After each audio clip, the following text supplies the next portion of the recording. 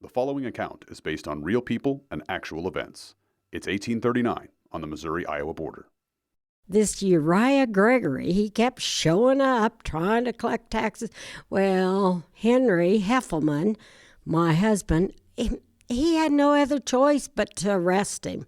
Well, word got back to Governor Boggs that some local yokels had kidnapped Uriah Gregory. So that's when Governor Boggs then sent territorial troops up to northern Missouri. He was going to get Uriah Gregory released, and he was going to show those Iowa Territory people what to. Well, the first territorial governor, Lucas, was not having any of that. He was not going to be bullied by that Missouri governor. He called out his troops. Wait, Rosemary, did she just say troops? Yeah, Missouri and Iowa almost went to war with each other. It's kind of a crazy story, but they were fighting over a roughly 10 to 15 mile wide strip of land across their shared border. When was this? It actually happened before the Civil War. Both sides got pretty heated. In the name of the God of mercy and justice, gentlemen, let this monumental piece of absurdity, this phenomenal but cruel blundering, have an end. So, just to be clear, since this was in the early 1800s, this woman's not 200 years old. No, that's Lois Jean Ellison. She's from a part of Iowa that was in the disputed territory. When she heard about the story of the Honey War, she did some research and discovered this forgotten chapter in our state's history. So in today's story, she'll be Liza Jane Heffelman, a character she created to do reenactments. Ellison, or Heffelman, and a few other people will be helping us tell the story of the Honey War. But before it's over, sheriff will be pitted against sheriff, someone will be kidnapped, and pitchforks will be involved? Welcome to Show Me the State, the program where we explore the strange, misunderstood stories of Missouri's past and try to figure out what really happened, why did it happen, and how has that shaped the state today. I'm Christopher Husted.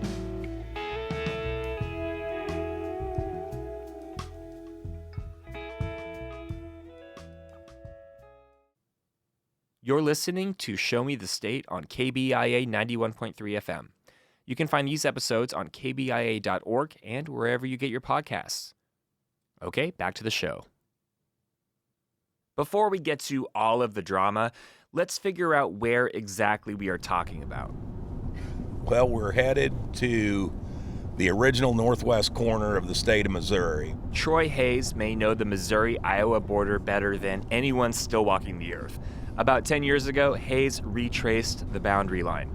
His goal was to recover the monuments the U.S. Supreme Court ordered be placed along the line after the dispute in the 1800s. Through the course of that project, we were able to recover 21 of the 23 monuments that were set. The corner we're going to is kind of unique because it was actually the starting point for the original survey of the north boundary when Missouri became a state back in around 1820. It started with the Louisiana Purchase and the War of 1812. The federal government wanted to reinforce its claims on the region and needed to know what land belonged to the United States and what land was part of the Osage Territory. The original survey of the Indian boundary was done by a surveyor named Sullivan. John C. Sullivan and a team of surveyors in 1816 start about 100 miles north of Kansas City. And it went from this corner east to the rapids, what he called the rapids in the Des Moines River. Sullivan's line wasn't marked well, and his mention of the rapids becomes a problem. It's not clear to surveyors if he means the Des Moines River, which is in a small section of northeastern Missouri, or if the ending point should be the more famous Rapids Des Moines in the Mississippi River. There was some controversy as to where the state boundary was. Missouri becomes a state in 1820. Then, in 1836, the state annexed additional land, adding 6 counties to the northwest corner of the state. At this point, the state hires a surveyor named Joseph Brown. This time, Brown starts at the other side of the state, from the east, and marks his line heading west. But at the start, he can't find the rapids that Sullivan mentioned. He continues up the river until he finds rapids. He ends up 14 miles farther north. So he's at the wrong angle as he makes his way across the state to the western border, meaning Missouri claims about 200 square miles of land from the Iowa Territory. The land in question kind of looks like a really thin slice of pie with the fatter end at the eastern corner of the state. Both Missouri and the Iowa Territory see the land as theirs and decide to attempt to govern and collect taxes throughout the strip of land. And this is where it gets hairy. In order to understand the dispute, we need to understand who occupied the area. We need to understand the Hairy Nation. You see, the group that occupied this disputed territory were known as the Hairy Nation because of their raggedy appearance. Many of these people settled from states like Virginia, Ohio, and Indiana. Pieces of Native American culture are still prevalent, and so is intermingling of races and cultures. Squatters looking for freedom of religion, morality, and civilized life also occupy the area. Overall, scrappy ruffians are seen as wild, but also smart enough to make trouble for government leaders. And they were cunning. Members of the Hairy Nation realized that no one in charge really knows what's going on. So when tax collectors from Missouri show up, they entertain the officials, but get out of paying by saying they reside in the Iowa Territory. And when collectors from the Iowa Territory show up, suddenly they are residents of Missouri.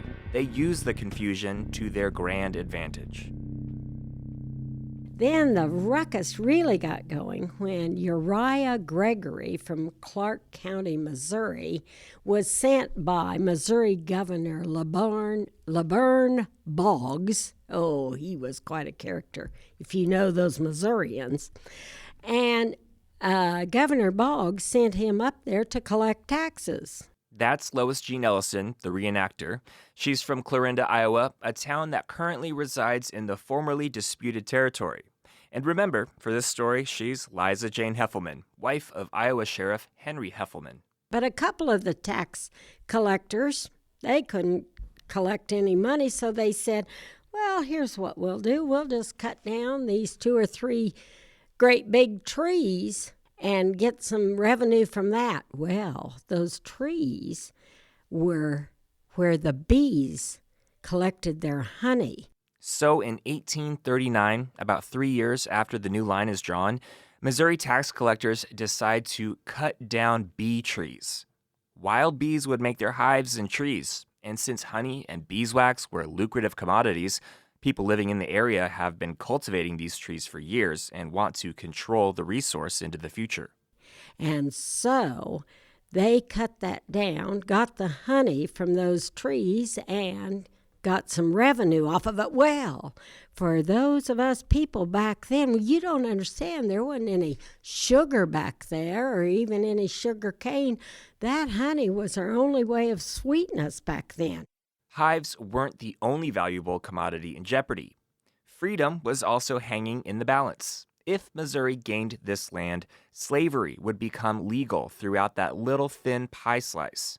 Iowa wouldn't become a state for another 7 years, but when it did, it would be a free state because of the Missouri Compromise. So, my land of Goshens, we were hot to trot. We were just not going to have anything to do with those guys. The governors, Boggs in Missouri and Lucas in the Iowa Territory, began exchanging nasty notes, rattling sabers and threatening each other in the newspapers, which amused the Hairy Nation.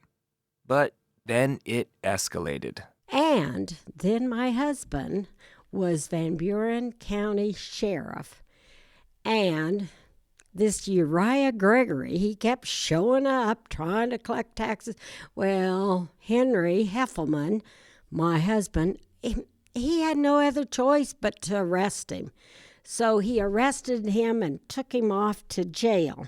Well, word got back to Governor Boggs that some local yokels had kidnapped Uriah Gregory, and they were holding him someplace. Missourians tried to liberate Sheriff Gregory to no avail. Law enforcement continues to battle for authority while the governors spit words at each other, but no decisions are being made about the correct line. And the residents are left agitated, not knowing where their loyalty lies. Oh yeah, and the federal government wants nothing to do with this fight. Washington, D.C. essentially rolls its eyes, seeing the dispute as its children in the West not playing nicely together. But not knowing where you belong is a big deal to the people in the region. So serious that Missouri's Governor Boggs sends troops to the border to save Sheriff Uriah Gregory from the Iowans who were holding him. The first territorial governor, Lucas, was not having any of that. He was not going to be bullied by that Missouri governor, and he had dealt with some territorial issues before in Indiana. So he called out his troops, and about 1,500 of the Iowan people decided that they would show up, and they were on the north side of the line. Calling them troops is putting it nicely. Both the Missouri and Iowa militias were a ragtag bunch. And so here were these two troops looking across at each other. Ooh, and they had quite the military militia. They were not issued uniforms. They had no tents. Well, they didn't even have any food. They had to break into local grocery stores to get the food. It was also November, December. There was no real plan. Morale was low. And like many battles in history, the biggest opponent seemed to be the weather. Then let me tell you about their weapons. They were pitchforks, sledgehammers, all sorts of miscellaneous weapons, sometimes some squirrel rifles. Reports say one man brought a dasher from a butter churn, while another wielded an old-fashioned sausage stuffer. But who was going to give the word to actually shoot? So a group from both sides came together to try to end their misery, essentially telling the governors to grow up and resolve this in a responsible way. For the militias, that's the problem. No one was calling the shots. The men began to resent leaving their families.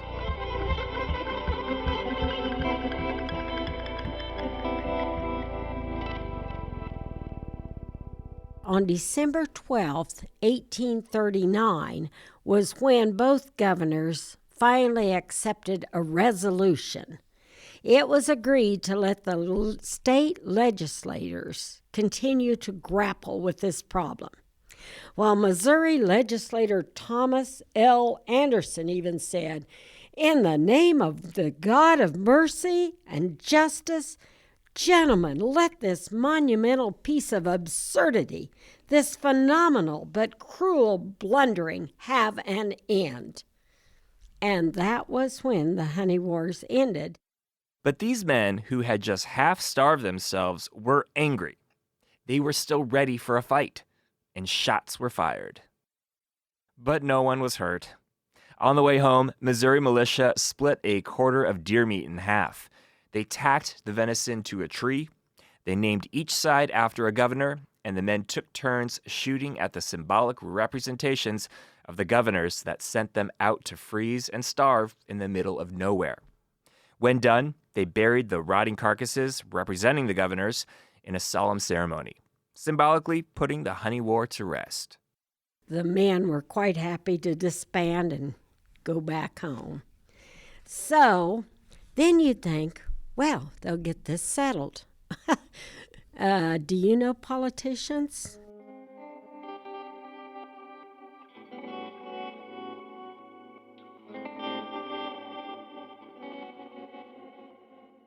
We'll be right back. Thanks for tuning in to KBIA 91.3 FM. You're listening to Show Me the State, our new podcast about folklore in Missouri. We untangle the complicated tales and try to figure out what really happened, why it happened, and why that matters now. If you value this kind of journalism and storytelling, consider going to kbia.org and click the donate button. Okay, now back to the program. This borderline dispute was caused by two different surveyors drawing different lines and being confused by those elusive rapids. And even though the politicians were done with it, This still really matters to the Hairy Nation. Not just to settle this dispute, the line has real implications on identity, culture, and even their freedom. And it doesn't get resolved until Iowa becomes a state in 1846. By 1840, both Missouri Governor Boggs and Iowa Governor Lucas are no longer in power. Boggs was voted out, and Lucas is fired as an appointee when President Martin Van Buren loses the presidency. So the interpersonal vengeance also has faded. Since the federal government didn't want to step in, the two states ended up suing each other once Iowa's boundaries were written into its state constitution. The case, Missouri v. Iowa, makes it to the U.S. Supreme Court. In 1849, the court rules that the original boundary drawn by John C. Sullivan in 1816 is the correct boundary. So the land belongs to Iowa. And even though it didn't exactly fit the geography or the clear legal definitions of where the borders were supposed to be in each state constitution, that was the line that everybody was familiar with. That was the line that people's property had been defined around. That's Dr. Derek Everett. Since the Honey War hasn't been well documented, his research into the conflict informed a lot of our knowledge of the events that occurred. Dr. Everett is also an expert on how boundaries shaped the American West. And so trying to enforce a different boundary would create a nightmare of complications for the people who were living in that region. This decision that was made in 1849, 10 years after the Honey War, set a precedent that continues to this day. Basically, the earliest line stands. People are most familiar with the first line because it was first. Businesses, lives, identities are built around the line. Changing it would be wildly impractical. This ruling by the Supreme Court is still precedent and is actually still cited sometimes, though not as often as when America was still being settled. The timing of the Supreme Court decision came at an interesting point in history. After decades of not knowing their identity, the Hairy Nation finally got a resolution. And it's at this turning point for America in terms of identity. I think that's one of the most fascinating questions about this Honey War and the dispute between Missouri and Iowa is the creation of identity. That we think of state boundaries as invisible lines, as goals when you're on a road trip. And as soon as you've crossed that invisible line, all right, well, I'm that much closer to wherever I'm going. And yet those invisible lines create identities that are important for people who live on both sides. You're proud to be a Missourian, you're proud to be an Iowan, and you don't want to be on the other side because that's not your identity. That's not who you want to be and the community that you've embraced. How did slavery play into the identities and what was kind of the battle in the Honey War about where the border would be? The conflict in the late 1830s between Missouri and Iowa Territory had a strong subtext of slavery. It wasn't blatantly expressed too often, but it was mentioned a few times. But the general consensus in Iowa was that this would be a place of individual family farms, that slavery was not going to exist here. It would be what was called at the time free soil. For many people in the North before the Civil War, we think of this as a question of pro-slavery versus anti-slavery, that the South was pro-slavery and the North was anti-slavery. And that's not really the case. Many Northerners, white Northerners, were called free soilers in that they didn't care whether slavery existed where it already was. They just didn't want it to expand into places on the Great Plains in particular. And slavery wasn't the only issue in limbo during the time. There's a famous concept that the Civil War changes the way we think of identity in the United States. That before the Civil War, the idea was the United States are. When you would talk about the United States are this, are that, because you were thinking of the states as individual pieces held together in this union. And after the Civil War and after the federal government's success at the end of the Civil War, the concept shifts to the United States is. That we become one solid unit with divisions within it, with identities within it in states and cities and counties and so on. On a smaller scale, the residents in the Hairy Nation were grappling with similar identity issues. There's so many people from so many places headed into this new prairie settlement to the north of Missouri, that being an Iowan gives them a sense of unity, a sense of identity that they didn't have because they're coming from so many different places.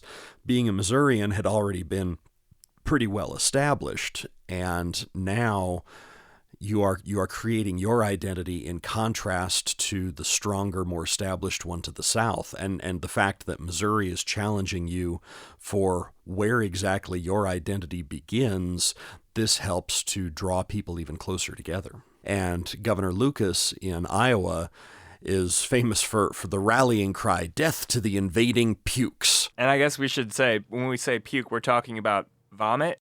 That's the message that the newspapers were giving, that if the state of Missouri had taken a puke, then I guess puke was used in that sense in the 1830s too. So it's nice to know that some words have stood the test of time. They stick around, at least with 12-year-olds. So when Iowa raises the rallying cry, "Death to the invading pukes," they feel that they are under attack by Missouri, that this large, wealthy, influential state is now attacking this poor, defenseless, shivering, trembling territory to the north that's just trying to protect what it considers its own.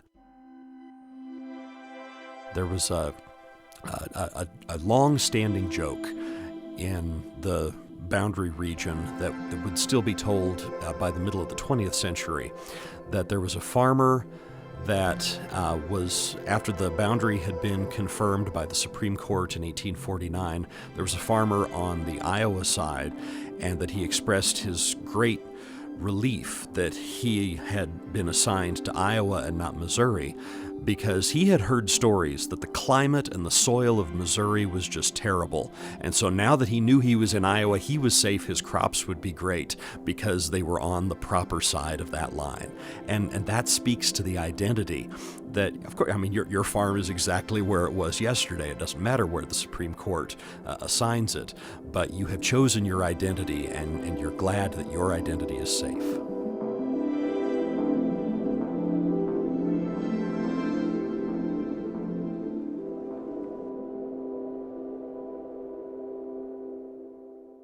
Okay, well, we're on the state boundary right now. We're back with Troy Hayes, the current-day surveyor hired by the state a few years ago to retrace Missouri's northern boundary.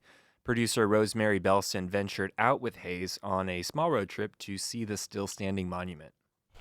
Well, we've got a cornfield to the north and a cow pasture to the south. It's pretty typical rural northwest Missouri. Best place in the world as far as I'm concerned. The cornerstone was pretty far out there. Unless you know what you're looking for, you're not likely to stumble upon the monument. Well, this is the iron monument that was placed in 1850 at the original northwest corner of the state of Missouri. Kind of a four-sided point, similar to what the Washington Monument looks like, and it's stamped Missouri on the south side. We're standing south of it looking north, and then if you come to the other side, it says Iowa. This was the starting point, so every 10 miles from here to the east was a kind of a smaller version of this. Besides recovering these monuments, Hayes marked each location's GPS coordinates. You know, we have a lot of friendly banter back and forth with the folks up in Iowa. You know, you kind of identify with, you know, where you happen to fall in relationship to those boundaries. Even if boundary markers are moved, another honey war isn't likely. But that war showed Missourians and Iowans that it's not necessarily about the line itself. It's about the communities you form and the cultural identity you take on together.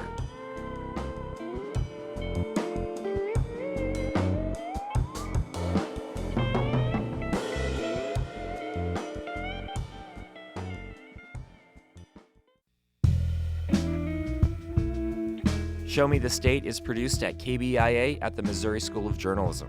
Rosemary Belson produced this episode. The supervising producer and reporter is me, Christopher Husted. Our managing editor is Ryan Famuliner. Our theme music and original scoring was created by Columbia band Loose Loose.